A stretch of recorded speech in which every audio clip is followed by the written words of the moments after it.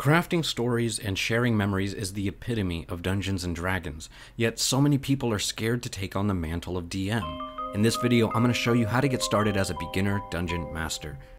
There's nothing quite like sitting around a table with your friends, rolling some dice, and crafting an entire world. But if there's one thing that intimidates new Dungeon Masters, it's the idea of running an entire game by themselves. We'll start with the basics. First, learn the rules. Yes, D&D has a lot of rules, but you don't need to memorize them all before you run a game. The important thing is that you understand the general concepts behind the game. This means understanding everything from lore to combat, so pick up the core books and start reading. Next, you need to understand that as the Dungeon Master, you are the master of the world and its rules. It's your job to create a believable world for your players to explore, but don't stress about getting everything perfect. The beauty of D&D is that it's always evolving, and it's okay if you mess up on a rule here or there. As your players make choices and take actions, the world will begin to take shape. Third, you want to focus on crafting believable people in your stories. The most memorable moments in D&D come from the relationships between the characters, so it's a good idea to do some research on how to create characters that feel real. But some quick tips are try giving them one or two unique features such as blue skin or identifying scars or tattoos. For a real quick character, you can always simply loosely describe a celebrity. That's a pro tip right there. But more than how they look, remember to make characters with lives,